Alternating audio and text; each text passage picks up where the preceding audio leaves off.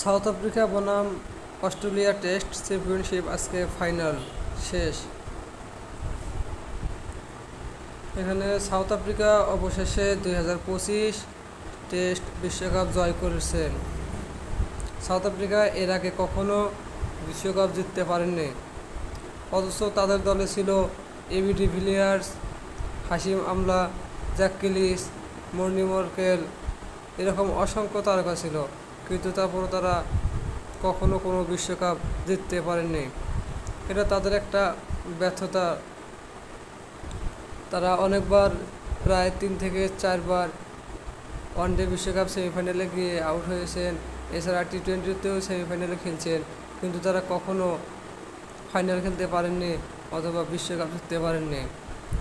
সব বাধা পেরিয়ে 2025 সালে অস্ট্রেলিয়ার বিরুদ্ধে টেস্ট বিশ্বকাপ জয় করে তারা ইতিহাস গড়লেন।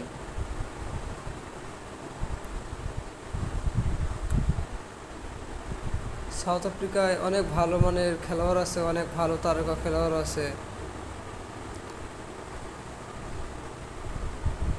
সাউথ আফ্রিকা আমার একটা ফেভারিট টিম। সাউথ আফ্রিকা আমি অনেক আগে থেকেই পছন্দ করি। যবে থেকে আমি খেলা দেখা শুরু করেছি তবে থেকে সাউথ আফ্রিকা টিমকে আমার ভালো লাগে, কারণ সাউথ আফ্রিকার প্রায় ম্যাক্সিমাম প্লেয়ারগুলো আমার ভালো লাগে। সাউথ আফ্রিকায় এবি ডিভিলিয়ার্সের শটগুলো দেখতে আমার খুব ভালো লাগে।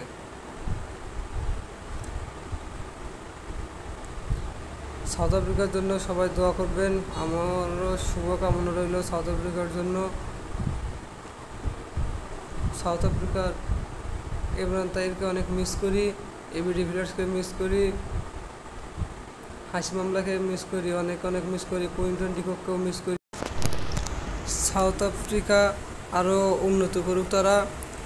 আমি দেখতে চাই সামনে ওয়ানডে বিশ্বকাপ সাউথ আফ্রিকার ঘরে যেন ওঠে। সাউথ আফ্রিকার জেপি ডুমনি অবশ্য অনেক ভালো খেলোয়াড় ছিল, ওনার খেলা আমার ভালো লাগে। বর্তমানে সে হয়তো কোচের দায়িত্বে আছেন। এবং সাউথ আফ্রিকা ভালো থাকুক টিম, সবার প্রতি শুভকামনা রইল। ক্রিকেটের নতুন নতুন আপডেট পেতে আমার চ্যানেলটা সাবস্ক্রাইব করে পাশে থাকেন।